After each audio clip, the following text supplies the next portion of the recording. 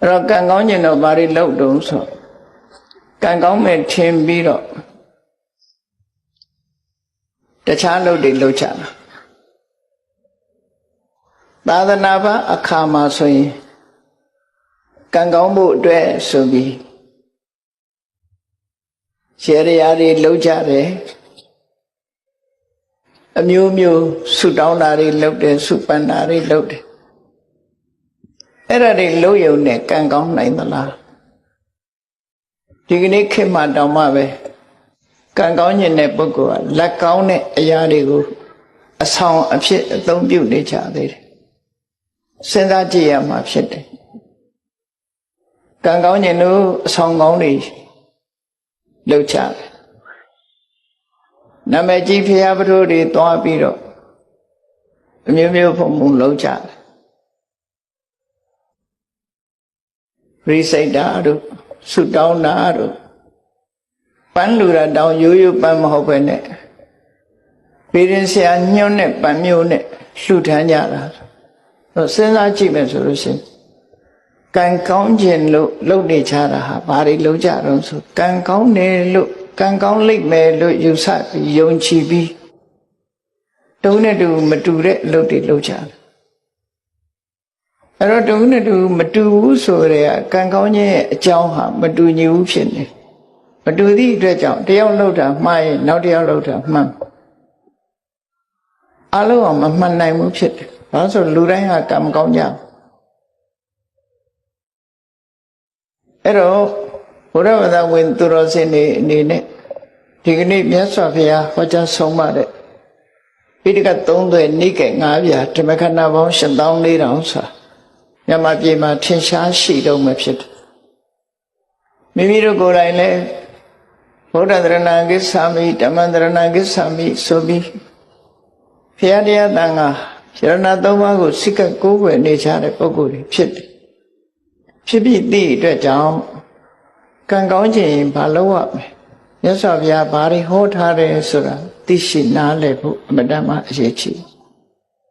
အဲ့ဒါမသိပဲနဲ့မှန်းပြီးတော့ကံကောင်းလို့ကံကောင်းညာအဆောင်ကောင်းတွေရှာပြီးတော့လုပ်နေကြတာတကယ်ရောကံကောင်းနိုင်သလားကံကောင်းလို့ရှိရင်တော့မဆိုးဘူးပေါ့သို့တော်တကယ်ကံကောင်းနိုင်သလားဆိုတာဘဝမှာအာမခံချက်ပေးနိုင်တယ်ရှိမရှိအသိဉာဏ်နဲ့ဆုံးဖြတ်ကြအောင်ဖြစ်တယ်ဆိုတော့ကံကောင်းခြင်းနဲ့ကံကောင်းခြင်းအဆောင်ကောင်းလေးဆောင်လိုက်ရင်ကံကောင်းလာမယ်လို့ထင်ကြတယ်တော်များများအဆောင်ကောင်းလေးဆောင်တာနဲ့ကံကောင်းနိုင်ပါမလားဆုတောင်းကြတယ်ဆုတောင်းရုံနဲ့ကံကောင်းနိုင်ပါမလားအဲ့တော့ဒီအဆောင်ကောင်းကိုဘယ်သူကပေးတာတုံးဆိုပေးတဲ့ဆရာလည်းရှိတယ်အဲ့ဒါဆိုလို့ရှိရင်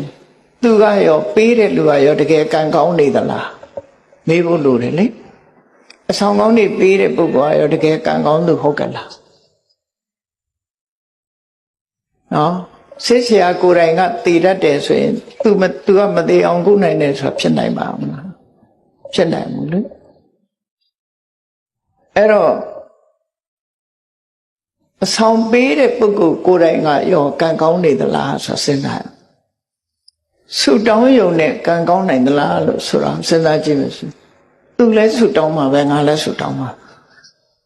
အဲ့တော့ဆုတောင်းလို့ကံကောင်းမယ်ဆိုလူတိုင်းကံကောင်းကြမှာပဲဒါအားလုံးကဆုတောင်းကြမှာဘုမြတ်စွာဘုရားဟောထားတဲ့မဂ္ဂင်၈ ပါးတရားဆိုတာနိဗ္ဗာန်ထိအောင်ပို့ဆောင်နိုင်တဲ့စွမ်းရည်တတ္တိရှိတယ်လူလောကမှာလည်းပဲကံကောင်းမှုအတွက်ထောက်ကူတွေအများကြီးဖြစ်စေတယ်ဒီလိုဆိုလို့ကံကောင်းမှုဆိုတာအလွယ်လေးနိဗ္ဗာန်ရဖို့သာခက်တာနိဗ္ဗာန်တောင်ပို့ဆောင်နိုင်တဲ့အကြောင်းတရားသည်ကံကောင်းမှုဆိုတဲ့အကျိုးလောက်ကတော့အသာလေးဖြစ်နေပြုလုပ်တာတမွေးဝမ်းကြောင်းလုပ်တာကြိုးစားတာအထောက်တာတတိရှိတာစိတ်တည်ငြိမ်မှုရှိတာဒါတွေကဒီ၈ ခုနဲ့ဖွဲ့စည်းထားတာကိုမက္ခလမ်းကြောင်းလို့ဆိုလိုတယ်ပေါ့အဲ့ဒီလမ်းကြောင်းကြီးကနေသွားရမယ်လို့လောကမှာတန်တရားဥက္ကတောင်လွတ်စေတတ်တဲ့ဒီလမ်းကြောင်းဟာကံကောင်းဖို့ရာအတွက်ကတော့အသာကလေးဖြစ်နိုင်တဲ့လမ်းကြောင်းပဲလို့အဲ့တော့မြတ်စွာဘုရားကဒီလိုလမ်းကြောင်းဖွင့်ပြပြီးမှန်ကန်တဲ့ တရားတွေကိုအိန္ဒိယနိုင်ငံမှာလွန်ခဲ့တဲ့နှစ်ပေါင်း2600ကျော်ကဟောပြောခဲ့တယ်ဟောပြောလို့မြတ်စွာဘုရားဟောပြောချက်အတိုင်းလိုက်နာဆောင်ရွက်ကြသည့်အတွက်ကြောင့်ကံကောင်းသွားကြတဲ့ပုဂ္ဂိုလ်တွေအများကြီးကံဆိုးရာကနေကံကောင်းသွားဆိုပါစို့ပဒါစာရီအကြောင်းအလုံးသိကြတယ်သူလောက်ကံဆိုးတာပဲရှိဘူးလေသူလောက်ကံဆိုးတာပဲရှိတောကြီးမြက်မဲခရီးသွားလာတဲ့အချိန်မှာ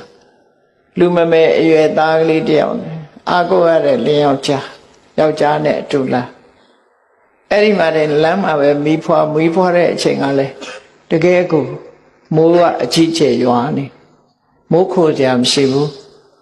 တစ်ပင်အောက်မှာသူကိုယ်တိုင်ကကြောကိုမိုးဆုပ်ခံပြီးကလေးမိုးမစော့အောင်ထိမ့်သိမ်းဆောက်ရှောက်နေရတဲ့အနေအထားမျိုးစဉ်းစားကြည့်ပေါ့အဲ့ဒီအချိန်မှာချမ်းလို့မီးလုံမိုးရာအတွက်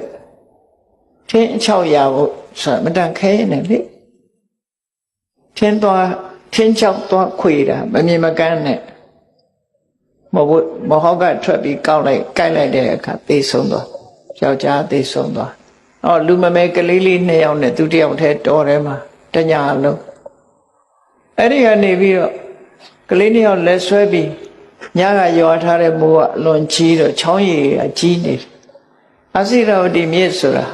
တခဏပဲရေရှိတဲ့မြစ်ပဲအဲချောင်းရည်ကိုဖြတ်ကူးတဲ့အခါမှာလူမမဲသားကလေးကိုပွေ့ချပြီးဟိုဘက်ရောက်အောင်ပို့ပြန်လာတဲ့အချိန်မှာမွေးပြီးကစားကလေးဆိုနီရဲသေးသေးလေးတားတစ်ထင်ပြီးတော့စွန်ကဝဲနေရကနေထိုးဆင်းပြီးတော့ချီတယ်ကိုကလည်းမြစ်လက်ကောင်ရောက်နေပြီဆိုတော့မောင်းမွေရခက်သွားအဲ့ဒီမှာអော်ပြီးတော့မောင်းရကနေဟိုတစ်ဖက်ကမ်းမှာစောင့်နေတဲ့သားသူခေါ်တဲ့ထင်ပြီးရေတဲ့အဆင်းလိုက်ရေတဲ့ပါသွားလမ်းမှာအာကိုရမဲ့ကိုသူ့ရဲ့အမျိုးသားသိဆုံးသွားတယ်စိတ်နှလုံးဖြည့်ပေးနိုင်တဲ့သားလေး2ဦးကလည်းပဲတဦးကစွန့်ချီသွားပြီးတဦးကရေထဲပါသွားတယ်သူတယောက်တည်းရှိသွားလူဘဝကြုံရတာတွေကိုပြောပြတာနော်ကိုယ်တိုင်ခံစားရရင်ဘယ်လိုနေမလဲစဉ်းစားကြည့်အဲ့ဒီတော့သူ့ဘဝမှာခံစားလို့စိတ်ဖြည့်စရာဆိုလို့အိမ်မှာအမေရဲ့ဖေးရဲ့မောင်လေးရဲ့ရှိသေးတယ်အာကိုရကြီးနဲ့တာဝတိမြို့သို့တော့လမ်းမှာတွေပဲသတင်းဆိုကြားရတယ်ညကလေကြီးမိုးကြီးကြပြီးတိုက်ပြိုကြလို့အမေလည်းဆုံးအဖေလည်းဆုံးမောင်လေးလည်းဆုံးဆိုတဲ့သတင်းကြားကဲဒီနေ့မှာဆုတ်တက်သွားပြီးသူဟာတောကဖြစ်သွားတယ်အဲ့ဒီတောကကြောင့်ယူသွားတာတောကုံမတ္တကလို့ခေါ်တယ်တောကကြောင့်ယူတာတိကျပြလို့ယူတာမဟုတ်ဘူးတောကကြောင့်ယူသွားတဲ့ပဒါစာရီဟာမြတ်စွာဘုရားနဲ့တွေ့တဲ့အခါမှာပြေချောင်းမြတ်စွာဘုရားမြင်လိုက်တာနဲ့မြတ်စွာဘုရားနဲ့အခုလိုဒီလိုတရားပွဲကြီးထဲမှာသူကရောက်လာပြီးဘုရားရှိအနာထီအောင်ရောက်လာတော့လူတွေကမဝင်ဖို့တားတယ်ဒါပေမဲ့လို့သူကဘုရားနာထီရောက်လာအဝတ်ကမပါဘူးမြတ်စွာဘုရားကကရုဏာတရားမေတ္တာတရားအကျဉ်းမေတ္တာဖြန့်ကျက်ထားတဲ့နှလုံးသားရှိတဲ့စကားနဲ့တတိထားပါလို့ပြောလိုက်တဲ့စကားနားထဲဝင်သွားတဲ့အခါသူတောကလေးဟာရော့ကျသွားအဲ့ဒီအချိန်မှာတတိပြန်ရလာတော့လောကကြီးမှာရှိသမျှနေရာတွေအားလုံးနဲ့လူမျိုးလုံးနဲ့သက်ဆိုင်တဲ့ဆိုတဲ့မြတ်စွာဘုရားရဲ့စကားရှင်းပြတဲ့တရားစကားကိုနားထောင်ရင်အသိဉာဏ်တွေဖြစ်လာတယ်ဟုတ်တာပဲငါတယောက်တည်းမှမဟုတ်တာတလောကလုံးဟာအိုခြင်းနာခြင်းသိခြင်းဆိုတဲ့ဆင်းရဲဒုက္ခတွေကြုံတွေ့နေကြတာစဉ်းစားတတ်လားစဉ်းစားဉာဏ်ကမှတောကကိုဖယ်နိုင်တာဖြစ်တယ်အဲ့ဒီချိန်မှာသူတောကရောကြသွားပြီနောက်ဆုံးမှာယဟန်ဘဝရောက်သောတပန်ဖြစ်တရားဆက်ကျင့်တော့ယဟန္တာမဖြစ်သွားတယ်ကြည့်လေလမ်းစဉ်မှန်ကန်တဲ့အမြင်တွေ့လိုက်တဲ့အခါမှာကံဆိုးတဲ့ပတ္တစာရီဟာကံကောင်းသူမှဖြစ်သွား ကိုယ်ရဲ့ချမ်းသာတဲ့လူတွေဟာအဆောင်ကောင်းလို့ချမ်းသာနေကြတာလားစီးပွားရေးအောင်မြင်နေတဲ့ပုဂ္ဂိုလ်တွေဟာအဆောင်ကောင်းလို့လားမေးကြရှိတယ်လေသူတို့ဘာတွေကောင်းလို့ချမ်းသာတာလဲဆိုတာမြတ်စွာဘုရားဟောတဲ့အခါကျရှင်းအဲ့တော့ဘုရားဘာသာဖြစ်ပြီးတို့တွေဟာကံကောင်းခြင်းလို့ရှိရင်ဘာလို့အမဲဆိုတာတိတိကျကျမသိချပဲနဲ့ဆူတောင်းတာဟာကံကောင်းတယ်လို့ထင်တယ်အဆောင်ကောင်းဆောင်လို့ရှိရင်ကံကောင်းတယ်လို့ထင်တယ်ကြံပင်ဆိုင်ရင်အကြံစီအောင်တယ်လို့လည်းပြောကြတယ်ဂျင်းဆိုင်တဲ့အခါမှာချက်ချင်းကြီးပွားတယ်လို့လည်းပြောကြဒါတွေဟာဟုတ်ကဲ့လားအများကြီးပဲအကုန်လုံးတော့မပြောချင်ပါဘူးနော်ရေတရားဆိုတာအများကြီးပဲလုပ်နေကြရွှေတကုံဘုရားပေါ်တက်ကြည့်စနေတော်ကဘုရားစနေသားသမီးတွေလာပြီးရေလောင်းတဲ့မွန်းနေတနင်္ဂနွေတော်ကဘုရားတနင်္ဂနွေသားသမီးတွေလာမောင်းဘာလုပ်ကြတာတော့လို့မင်းကံကောင်းခြင်းလို့လုပ်နေကြတာအဲ့ဒါတွေဟာကံကောင်းနိုင်သလား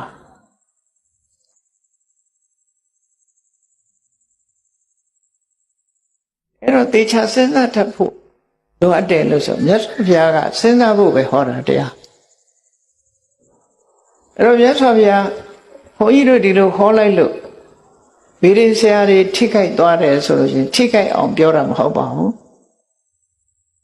ထိခိုက်အောင်မပြောယုံတဲ့လူတွေကတော့ရှိမှာမြတ်စွာဘုရားပွင့်လို့ထိခိုက်သွားတဲ့လူတွေလည်းရှိတာစီးပွားတိုးတက်ပါရစေစီးပွားရေးကောင်းပါရစေနဲ့ဆုတောင်းနေလို့မရပါဘူးဒါဘုရားဟောတာပဲနော်စီးပွားဥစ္စာတိုးတက်ခြင်းစီးပွားဥစ္စာတိုးတက်တဲ့နိလန်းကိုမြတ်စွာဘုရားဟောထားတယ်ဘာဟောထားလဲဥဋ္ဌာဏတမ္မရာလုံလဝိရိယနဲ့ပြည့်စုံရမယ်အရခတမ္မရာကိုရှာထားတာအလေလွတ်မရှိအောင်ထိမ့်သိမ်းတတ်ရမယ်သမဇီဝိတာမြတ်မြတ်တရသမွေးထားရမယ်ကလျာဏမေတ္တာမေကောင်းဆွေကောင်းရှိရမယ်အဲ့ဒါဒီဘဝမှာစီးပွားဥစ္စာတိုးတက်ခြင်းအကြောင်းလေးလို့ဒီလိုပဲဟောတာအဲ့ထက်ပဲရေတရားခြေရမယ်လို့မပါဘူးနော်အဆောင်ကောင်းဆောင်ရမယ်လို့မပါဘူးဆိုလိုတာကမြန်မာပြည်မှာဗုဒ္ဓဘာသာလို့သာဆိုသေးတာခဏိချိန်ထိကောတုဟလမင်္ဂလာဆိုတာတွေကမပြောက်သေးဘူးဘယ်နာဒီအစွမ်းတကူရှိတဲ့ပုဂ္ဂိုလ်ပေါ်တယ်ဆိုသွားကြပြီလောက်ကြပြီနော်အဲ့ဒါတွေကမှန်သလားသွားလှူခြင်းတော့လှူပါမလှူပါနဲ့လို့တော့မပြောလို့ဘူးအမှန်မှန်ကိုတော့သိဖို့ပြောရမှာဖြစ်တယ်ပေါ့နော်အမှန်မှန်ကိုသိဖို့လိုတယ်ကိုလုပ်တဲ့အလုပ်ဟာမှန်မှန်ကိုသိဖို့လိုတယ်မှန်မှန်သိရင်တော်ပြီလှူတာကိုယ်သဘောမှန်မှန်သိဖို့လိုတယ်သို့တော့အမှားကိုအမှန်ထင်နေတာတမ္မာဒိဋ္ဌိမဟုတ်ဘူးအဲ့ဒါကြောင့်ဒီကနေ့ထိအောင်ရန်ကုန်မြို့ပါပန္နတော်ပြောပါဦးရန်ကုန်မြို့ကရွှေတကုံသွားကြည့်နော်ဒီကနေ့ထိအောင်ဂျိုးပြေနံပြေတွေနဲ့လှုပ်နေကြတော့မှရှိသေးတယ်အဲ့ဒါဘုရားဘာသာရဲ့အသင်္တရံမဟုတ်ပါဘူးအဲ့တော့မြန်မာနိုင်ငံကလူတွေဟာဘုရားဘာသာစစ်ဖြစ်တဲ့ပုဂ္ဂိုလ်ရှိကောင်းရှိနိုင်တော့လေလူတိုင်းဟာဘုရားဘာသာစစ်မဖြစ်သေးဘူးလို့ပဲပြောရမှာဖြစ်တယ်နော်ဘာကြောင့်လဲဆိုတခြားနိလန်းတွေပေါ်မှာဆွဲလန်းမှုယုံကြည်မှု superstition လို့ခေါ်တယ် superstition ဆိုတာဆွဲလန်းနေယုံကြည်မှုတွေအဲ့ဒါမြန်မာပြည်မှာဘုရားဘာသာလို့သာဆိုတယ် superstition တွေများကြီးဆွဲလန်းမှုတွေများတယ်ကိုလုံးလာတဲ့လုပ်ငန်းတစ်ခုပေါ်မှာဆွဲလန်းနဲ့လုပ်နေကြတာဖြစ်တယ်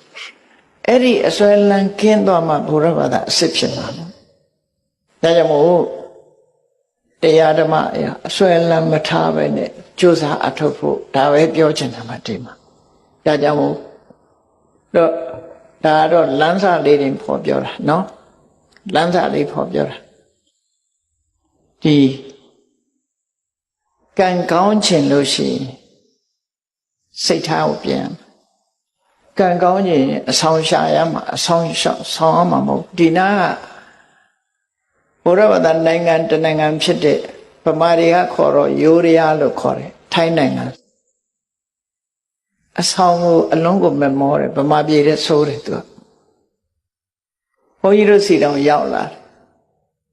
ထိုင်းနေတခါရောက်လာပြီးမလုပ်လဲခေါင်းလေးထိုးပြီးခေါင်းပုတ်ခိုင်းတာ နာနာရိုင်းလိုက်ရင်တော့မှတ်ကောင်းမှတ်သွားလိမ့်မယ်ခေါင်းပုတ်လိုက်တာနဲ့သူက blessing ပေးတယ်ဆိုပြီးကျင့်တတ်ခေါင်းပုတ်ခံရတာဘာကျင့်တတ်เสียခေါင်းကိုယ်ကောင်းလာပုတ်တယ်ဆိုဘယ်ကျင့်တတ်เสียခေါင်းနော်သူရစီနဲ့ခေါင်းဖြန်းဖြန်းနဲ့ရလိုက်ရင်သဘောတွေကိုကြတပြေကကလေးနဲ့သာရေပက်လိုက်မယ်ဆိုရင်ပုဂ္ဂိုလ်သဘောကြကံကောင်းသွားတယ်လို့စိတ်ထဲမှာထင်တယ်အာမကိုလောက်ပါဘူးအာမကိုလောက်ဘူးဘုရားဘာသာဆိုပြီးတော့အဲ့ဒါတွေအာမကိုသိမ့်ဘူးလို့ပြောချင်တယ်နော်ဘုန်းကြီးတို့ဟောထားတဲ့ဒီသာသနာနဲ့အစွမ်းတကူများဆိုတရားနာဘူးတဲ့လူလည်းရှိကောင်းရှိတယ်အစွမ်းတကူနဲ့သာသနာဆိုတဲ့နေရာအစွမ်းတကူဆိုတာမရှိဘူးတော့မဟုတ်ရှိအာကိုလောက်တဲ့အစွမ်းတကူမဟုတ်စွမ်းတကူအာကိုလောက်တဲ့အစွမ်းတကူဟာကိုယ်ထဲမှာပဲရှိကိုယ်ထဲမှာပဲရှိကိုယ်ရဲ့မှာပဲရှိအဲ့ဒါလည်းပြောကြတာပဲ we are our own architect ကိုယ်တိုင်ပြုပြင်မှရတယ်ကိုယ့်ရဲ့ architect ကကိုယ်ပဲဖြစ်တယ်ကိုယ်ဘဝကိုယ်ပဲပုံဖော်ရမယ်သူများပုံဖော်တာမဟုတ်ဘူးဘာသာတွေကိုလိုက်ကြည့်လိုက်မယ်ဆိုရင်ဘုရားသခင်လူတော်ကြဆွဲဘာသာတွေဟာအများကြီးနေဘုရားသခင်လူတော်ကြဆိုပြီးတော့တေချာစဉ်းစားကြည့်လို့ရှိရင်အတိညာဉ်ကိုထိတ်တန်းမတင်လို့အဲ့လိုဖြစ်တယ်အလုံးကအတိညာဉ်ကိုထိတ်တန်းတင်စေခြင်းနဲ့ဟုတ်မို့စဉ်းစားမြတ်စွာဘုရားကတော့စဉ်းစားခိုင်းတဲ့အကုန်လုံးသူပြောတာတောင်မယုံနဲ့အောင်စဉ်းစားလို့ခိုင်းတာသူ့ကိုလည်းဝေဖန်ခိုင်းတယ်တရားကုံတော်6ပါးတဲ့သိတယ်မဟုတ်လားတန်ဒိဋ္ဌိကိုယ်တိုင်မြင်နိုင်တယ်ကိုယ်တိုင်သိနိုင်တယ်သို့တော့ကိုယ်တိုင်သိဆိုလူတိုင်းသိလားလို့ဆိုပစ္စတံဝေရိတဘောဝိညုဟိပညာရှိမှသိမှာအသိဉာဏ်ရှိဖို့လိုတယ်အဲ့ဒါကြောင့်မလို့မြတ်စွာဘုရားဟောတဲ့ဟာအဆုံးအမစကားသာလင်ဖြစ်တယ်အဲ့ဒီအဆုံးအမစကားဟာမှန်ကန်တဲ့အဆုံးအမစကားဖြစ်လို့နားထောင်ရုံတက်တက်နဲ့မပြီးပါဘူးဆေးနဲ့အလားတရံတူတယ်ဆေးဆိုတာတောက်မှအကျိုးရမှာဖြစ်တယ်ညွှန်ကြားထားတဲ့ဆေးကိုတောက်ဖို့လိုတယ်လို့ပဲမြတ်စွာဘုရားရဲ့အဆုံးအမဆိုတာလဲဘာလဲလို့မေးလို့ရှိရင်မလုပ်ရမှနဲ့လုပ်ရမှာဒီနှစ်ခုပဲပြောတာနော်မလုပ်ရမှနဲ့လုပ်ရမှာဒီနှစ်ခုပဲပြောတယ်ကိုသားသမီးကိုဆုံးမတဲ့မိဘတွေအခုဒီထဲမှာမိဘတွေအများကြီးပါတယ်သားသမီးကိုဆုံးမတာ2မျိုးပဲဆုံးမတာကိုယ်လည်းစဉ်းစားကြည့်တို့ဆုံးမတာ2မျိုးတည်းဆိုတာဟုတ်လား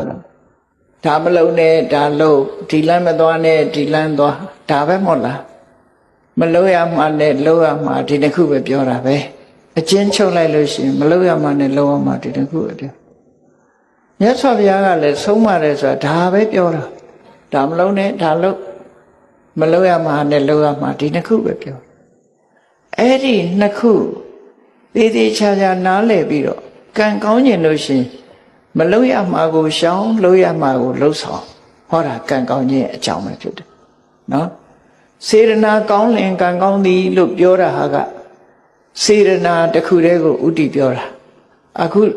ဒီကနေ့ညမြတ်စွာဘုရားဟောတဲ့တုတ်တန်တစ်ခုအရာကံကောင်းအောင်တို့ဘာတွေလုပ်ရမလဲကြည့်မြတ်စွာဘုရားကကံကောင်းခြင်းလင်စိတ်ဓာတ်ကိုပြင်တဲ့ကိုယ်စိတ်ဓာတ်ကိုပြင်ရမယ်စိတ်ဓာတ်ပြင်ရမယ်ဘာတွေပြင်ရမလဲကံကောင်းတဲ့ဆိုတာဘာလဲကိုယ်တဏ္ဍာမှာကောင်းတဲ့ကံဆိုတာဟာကောင်းကျိုးချမ်းသာပေးမှကံကောင်းတယ်လို့ခေါ်တာလေကံဆိုတာ2မျိုးပဲရှိတယ်ကုသိုလ်ကံနဲ့အကုသိုလ်ကံကုသိုလ်ကံဆိုတာကောင်းတဲ့အပြစ်ကင်းပြီးကောင်းကျိုးချမ်းသာတွေကိုပေးတာကိုကုသိုလ်ကံလို့ခေါ်ပြီးတော့အကုသိုလ်ကံကြတော့အပြစ်ရှိပြီးတော့ဆင်းရဲတဲ့အကျိုးကိုပေးတာကိုအကုသိုလ်ကံလို့ခေါ်တယ်အဲ့တော့ကံကောင်းဆိုတာကုသိုလ်ကံကိုပြောပြီးကံဆိုးဆိုတာအကုသိုလ်ကံကိုပြောတယ်နော်လောကလူတွေကကံဆိုးကံကောင်းကိုကုသိုလ်အကုသိုလ်ကံမပြောဘဲနဲ့ထီပေါက်ရင်လည်းကံကောင်းတယ်လို့စီးပွားဥစ္စာတက်လာရင်လည်းကံကောင်းတယ်လို့ထင်အဲ့ဒါတကယ်ကတော့ကံရဲ့အကျိုးသာလည်းဖြစ်တယ်ကံကောင်းတာမဟုတ်သေးဘူးနော် တယောက်တယောက်နှုတ်ဆက်တဲ့အခါတို့ဆူတောင်းတဲ့အခါကျကံကောင်းပါစေပြောကြ good luck ဆိုတာနော်ဗမာပြည်ကလူတွေသာဒီလိုပြောတာမဟုတ်ဘူးဗမာစကားနဲ့မဟုတ်တဲ့အခါကျတော့လေ good luck ပဲကံကောင်းပါစေလို့ပြောကြတာအဲ့တော့ကံကောင်းတာထီပေါက်ရင်လည်းကံကောင်းတယ်လို့ပြောတယ်စီးပွားဥစ္စာတိုးတက်ရင်လည်းကံကောင်းတယ်လို့ပြောတယ်အစည်းတဲ့ကလွတ်သွားရင်လည်းကံကောင်းတယ်လို့ပြောတယ်အဖမ်းမခံရရင်လည်းကံကောင်းတယ်လို့ပြောတယ်အမျိုးစုံပဲကံကောင်းတယ်လို့ပြောတာတွေကအဲ့ဒါဟာဆိုးချိုးကလွတ်မြောက်နေတာကိုကံကောင်းတယ်လို့ပြောတာကံဆိုတာအကြောင်းတရားသာလင်ဖြစ်တယ်အဲ့တော့အကြောင်းတရားကောင်းအောင်လုပ်ဖို့လိုတယ်ဆိုတာမမေ့ဖို့ပေါ့နော်မမေ့ဖို့အဲ့တော့မြတ်စွာဘုရားဟောတာတမပတ္တိဆိုတဲ့သုတ်တံမှာဟောထားပုံလေးကြည့်ကံကောင်းတယ်ဆိုတာကိုယ်တဏ္ဍမှာကုသိုလ်တရားတွေဖြစ်မှကံကောင်းတယ်လို့ပြောလို့ရတယ်ဘာလို့တော့ဆိုရင်အနဝိဇ္ဇာဒုက္ခဝိပါကလက္ခဏာအပြစ်ကင်းပြီးကောင်းကျိုးချမ်းသာတွေကိုပေးနိုင်တာကုသိုလ်တရားတဲ့အဲ့ဒီကုသိုလ်တရားကိုယ်တဏ္ဍမှာရှိဖို့ဒါကြောင့်မို့ကံကောင်းခြင်းစိတ်ထားကိုပြင်စိတ်ထားကြတော့ပြင်မွေးရမေ့ကြသတိမထားကြဘူးဘုရားဘာသာဖြစ်ပြီးတော့စိတ်ထားမကောင်းတဲ့လူတွေအများကြီးဖြစ်ဘုရားဘာသာဖြစ်ပြီးမြတ်စွာဘုရားရဲ့အဆုံးအမနဲ့အညီမနေနိုင်မဲနဲ့စိတ်ပုတ်စိတ်ယုတ်တွေနဲ့နေကြတာတွေကအမှန်တမ်းများအဲ့တော့စိတ်ထားကိုဘယ်လိုပြင်ရမလဲလို့ဆိုတာကိုကြည့်မြတ်စွာဘုရားရဲ့အဆုံးအမအပေါ်သို့မဟုတ်ကောင်းတဲ့အလုပ်လုပ်ရတဲ့အပေါ်မှာယုံကြည်မှုစိတ်ဝင်စားမှုနေပါတာကိုအတ္တထသရတရားကိမဲ့ခြင်းလို့ဆိုရလို့လူတယောက်ဟာစိတ်ဝင်စားဘူးဆိုရင်ကိုယ်အိမ်မှာကိုယ်ဝယ်ထားတဲ့ဘုရားကတော်တန်ရှင်းလုပ်ချင်မှလုပ်မှလေစိတ်ဝင်စားပန်းလဲဖို့လည်းစိတ်ဝင်စားဥပုံနေဥပုဆောင်ဖို့လည်းစိတ်ဝင်စားမနဲ့ထားတန်ဃာတွေဆွမ်းလောင်းဖို့ဆိုစိတ်ဝင်စားအဲ့ဒီလိုတရားပွဲရှိလို့တရားပွဲသွားဖို့တရားနာဖို့စိတ်ဝင်စားအဲ့ဒါအတ္တထလို့ခေါ်တယ်အဲ့ဒီအတ္တထဆိုတဲ့မယုံကြည်မှုရှိလို့ရှိရင်စိတ်ကောင်းတဲ့အလုပ်ကိုစိတ်မဝင်စားဘူးဆိုရင်ကံမကောင်းဘူးတဲ့ဒါကြောင့်ကံမကောင်းစေတတ်တဲ့စိတ်မဝင်စားဘူးကောင်းတဲ့အလုပ်ပေါ်မှာစိတ်မဝင်စားဘူးဆိုတဲ့တရားတရားကင်းမဲ့နေတဲ့စိတ်ထားကိုတရားတရားထက်သန်တာနဲ့ပြုပြင်ပေးလိုက်ပါစိတ်မဝင်စားရင်စိတ်ဝင်စားအောင်လုပ်ပါဘယ်ဆရာတော်တရားဟောမြတ်စွာဘုရားတရားတွေကပဲဟောကြမှာပဲဖြစ်တယ်သွားပြီးတော့တရားနာပါနာပြီးတော့တရားနာမယ်အသိဉာဏ်တိုးအောင်နာမယ်ရေရမောရလို့ဆိုတဲ့အတွေးတွေနဲ့မတွေးပါနဲ့ဘယ်တရားပွဲကရည်ရတယ်ဘယ်တရားပွဲကတော့ငိုက်တယ်ဆိုတာမျိုးတွေမဖြစ်စေတရားနာတယ်ဆိုတာဘာအတွက်နာအသိဉာဏ်ရဖို့နာအနုဆိုလည်းကအညောင်းခံပြီးဘာလို့လာငုတ်တုတ်ထိုင်မလို့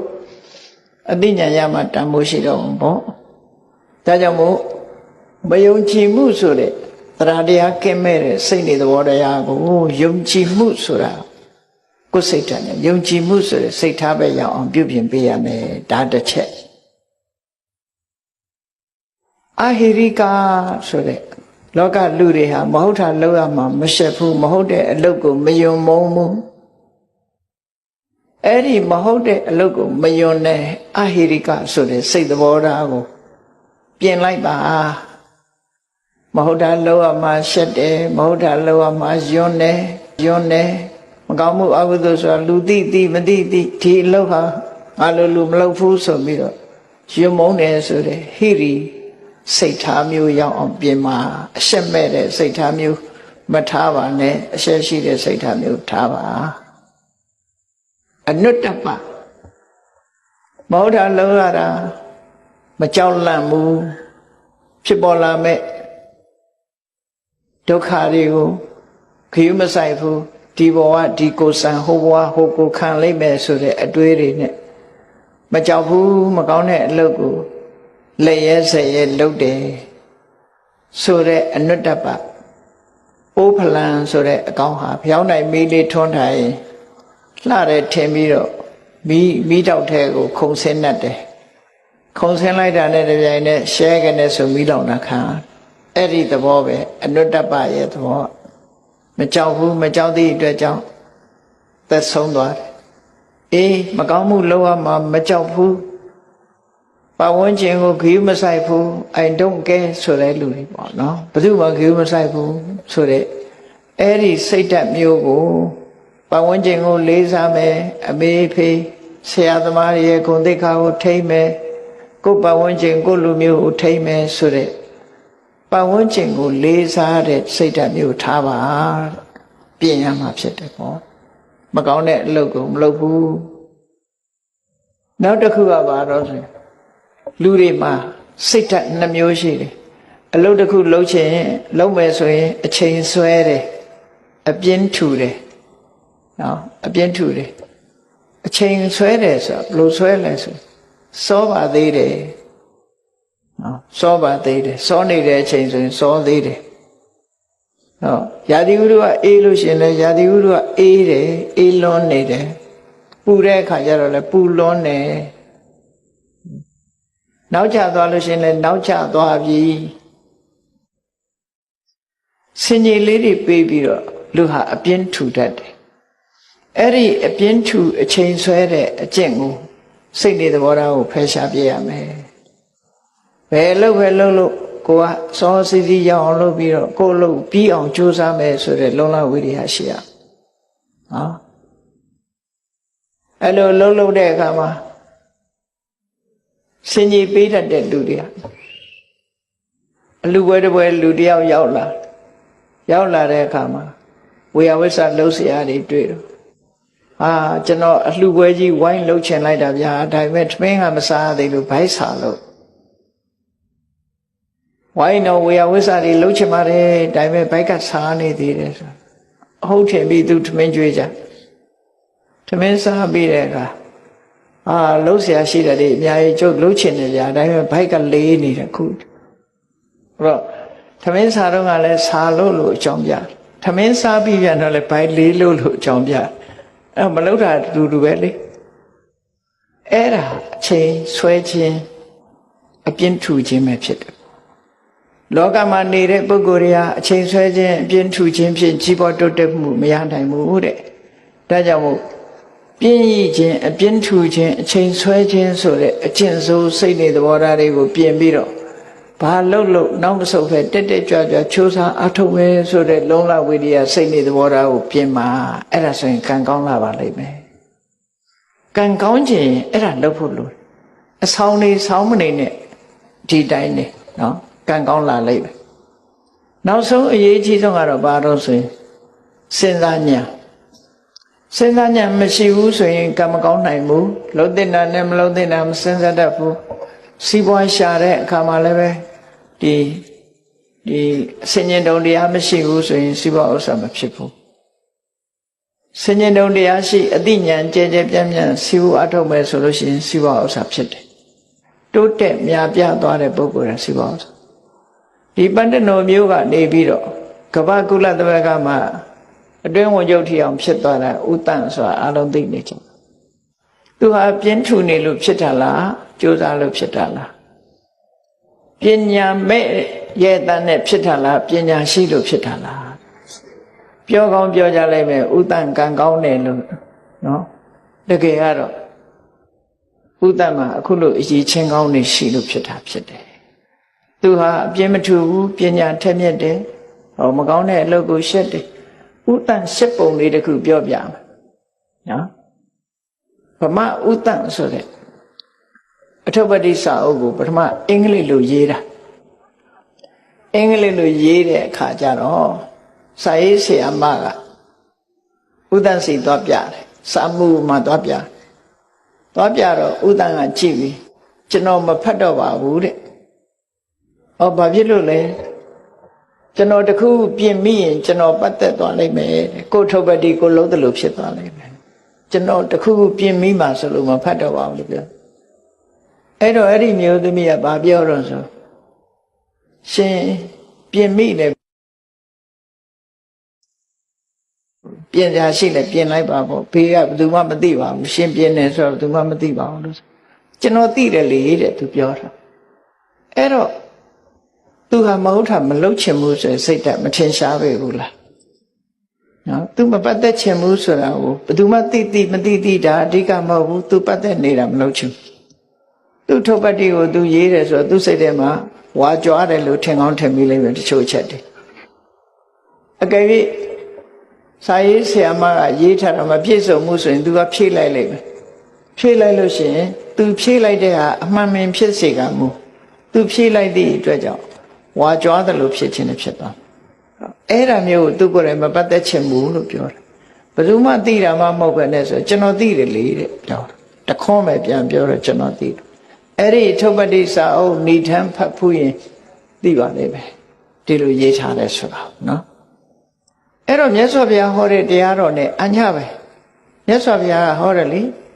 အေးတိတ်ကွယ်ရမှာမဟုတ်တာတွေလောက်တာလူတွေအထင်ရတယ်ဘယ်သူမှမသိဘူးလို့ထင်ကြတယ်တဲ့မြတ်စွာဘုရားပြောတယ်အတ္တတိပုရိသဇာနာတိမင်းသိတယ်လေတဲ့သူများမသိပြီမင်းသိပါမယ်ကွယ်ရမှာကိုယ့်အကိုတိတ်ပုံမဟုတ်တာလောက်တာသူများမသိဘူးဆိုရင်ကိုသိနေတယ်မဟုတ်တာတွေကိုကွယ်ရမှာလောက်တယ်အဲ့ဒီလိုကွယ်ရလုံးလို့မရဘူးတဲ့ကွယ်ရဆိုမရှိပါဘူးတဲ့ဘာလို့လဲဆိုအတ္တတေပုရိသဇာနာတိယတိကာတိဝနာဝမင်းလောက်တာမင်းလောက်တယ်မလောက်ဘူးဆိုတာမင်းကိုယ်တိုင်သိနေတယ်လေကွယ်ရပဲဟုတ်တယ်ဘယ်သူမှမသိဘူးဆိုတာမဟုတ်ဘူးမင်းသိနေတယ်ကိုသိနေတာသိပဲလေရှက်เสียမကောင်းဘူးလားတို့တွေကံကောင်းပြီးကြီးပွားတိုးတက်ခြင်းနဲ့ဆိုလို့ရှိရင်ဝိရိယရှိရမယ်ပညာရှိရမယ်ကိုချင်းတရားကောင်းမွန်ရမယ်ကောင်းတဲ့အလုပ်ပေါ်မှာစိတ်ဝင်စားရမယ်ဆိုတဲ့စိတ်ဓာတ်တွေမိမိရဲ့တဏ္ဍာမှာမရှိသေးရင်ရှိအောင်ရှိပြီးလို့ရှိရင်တိုးတက်ရှင်သန်များပြားခိုင်မာလာအောင်ကြိုးစားအထောက်ကြအမှာဖြစ်တယ်လို့ကိုယ်စီမှတ်သားပြီးကျင့်ကြံပွားများကြိုးစားအထောက်နိုင်ကြပါစေကုန်သတည်း